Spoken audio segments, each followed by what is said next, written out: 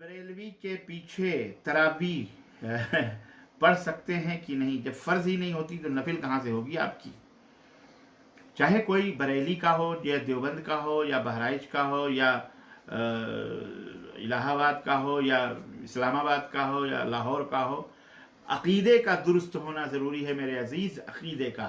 اب یہ ٹائٹل لوگوں نے شہروں کے حساب سے بنا لیا ہے، کوئی بریلی کی وجہ سے کہہ رہا ہے، کوئی دیوبند کی وجہ سے، یہ صحیح نہیں ہے۔ عقیدہ صحیح ہونا چاہیے اور عمل نبی کریم صلی اللہ علیہ وسلم کی سنت کے مطابق ہونا چاہیے، ٹھیک ہے؟ محمد مجاہد کہتے ہو میں نے آج تک یہ بات نہیں کہی، ہم کو تانا دیتے ہو نیا ہونے کا، تم کائنات کے سامنے قاسم نوٹ بھی پیش کرتے ہو، میں کائنات کے سامنے صدیق کی صداقت پیش کرتا ہوں۔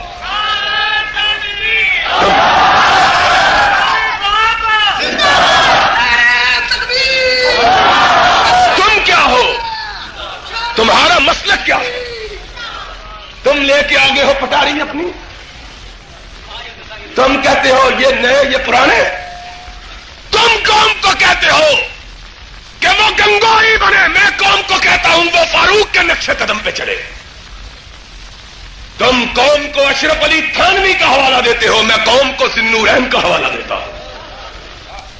تم قوم کو انور شاہ کشمیری کا حوالہ دیتے ہو، میں قوم کو فاتح خیبر علی مرتضیٰ کا حوالہ دیتا ہوں۔ تم کیا؟ اور بات آ گئی ہے تو کہہ دیتا ہوں، تم قوم کو ابو حنیفہ منواتے ہو، میں قوم کو محمد الرسول اللہ منواتا ہوں۔ پرانا تم لے کے کیا آئے ہو؟ سودا تو گھر سے لے کے آؤ کوئی، خالی بنجاری کی پنجلی لے کے آگے ہو ہمارے مقابلے میں، لے کے کیا آئے ہو؟ تم دیوبند کو سجاؤ، ہم مدینے کو اپنا بنائے۔ تمہاری دور کہاں تک ہے؟ تم چلتے ہو سہارنپور سے دیوبند، دیوبند سے سہارنپور، سہارنپور سے دیوبند، دیوبند سے سہارنپور، اور اگر بڑی تم نے چھلانگ لگائی تو تھانہ بھون پہنچ گئے۔ جاؤ، میری ساری تاریخ میں نہ سہارنپور ہے، نہ دیوبند ہے، نہ تھانہ بھون ہے، نہ گنگوہا ہے، نہ امروہہ ہے، نہ ابدال ہے، نہ کوئی دوسرا کاندلا ہے۔ میری تاریخ میں اگر ہے تو یا مکہ ہے یا مدینہ ہے۔ کیا لے کے آئے ہو ہمارے ساتھ؟ یہ آیا ہے کہ ہم تبلیغی جماعت کے امام کے پیچھے نماز کیوں نہیں پڑھ سکتے، جبکہ ابن عمر، حجاج ابن یوسف اور ابن مسعود ولید ابن عقبہ کے پیچھے نماز پڑھا کرتے تھے، جبکہ ولید کے بارے میں مشہور ہے کہ وہ شراب بھی پیا کرتا تھا۔ واللہ اعلم بالصواب۔ لیکن جہاں تک آپ نے حجاج بن یوسف اور عقبہ بن ولید اور یہ خلفائے بنو یا عمرائے بنو امیہ کا آپ نے ذکر کیا ہے، نعوذ باللہ، اور آپ نے موجودہ دور کے ان لوگوں کا ذکر کیا ہے جو لوگ ہیں کلمہ پڑھنے والے مسلمان، تو یہ تو ایسے ہی ہے کہ کہاں کی اینٹ کہاں کا توڑا، بھانمتی سے رشتہ جوڑا۔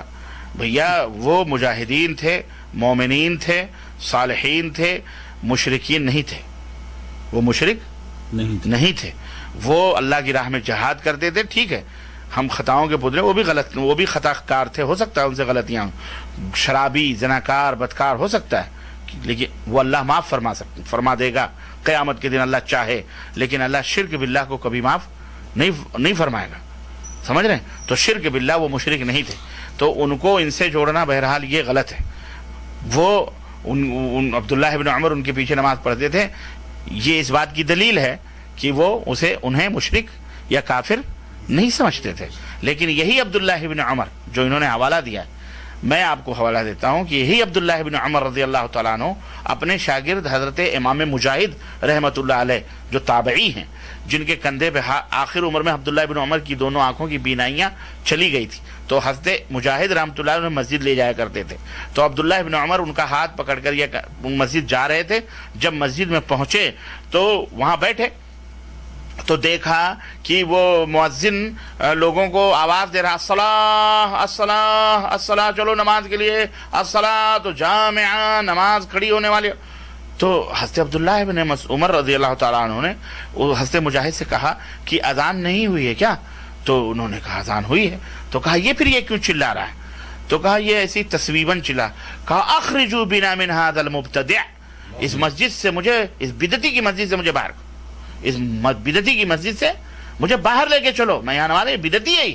اللہ کے نبی صلی اللہ علیہ وسلم نے اذان کے بعد اس طرح کے کلمات یا اس طرح کے کہنے سے منع فرمایا، آپ کے زمانے میں نہیں ہوتے تھے، چنانچہ فوراً اس نابینائی کے عالم میں بھی وہاں سے نکل کر کے وہ باہر چلے گئے مسجد میں، اس کے پیچھے نماز نہیں پڑھی۔ تو بدعتی جو ہوتا ہے بنیادی فرق ہے، اور وہ بنیادی فرق دیوبندی اور بریلوی میں یہ ہے کہ بریلوی جو بھی بات کہتا ہے، عقیدے کی ہو یا مذہب کی ہو یا مسلک کی ہو یا صوفیوں کی باتیں ہوں یا عقیدوں کی باتیں ہوں یا یہ تمام سب باتیں جو ہیں وہ ڈنکے کی چوٹ پر کہتا ہے۔ بریلوی جو بھی کہتا یا کرتا یا لکھتا ہے وہ ڈنکے کی چوٹ پر دنیا کے سامنے بیان کرتا ہے، اپنے مسلک، عقیدے، سلسلے، تصوف کا وہ اعلان کرتا ہے۔ مگر دیوبندی اور بریلوی میں یہی ایک اور بنیادی فرق یہ ہے کہ دیوبندی حضرات یہی سب کچھ کرتے ہیں لیکن سب پردے کی آڑ میں کرتے ہیں۔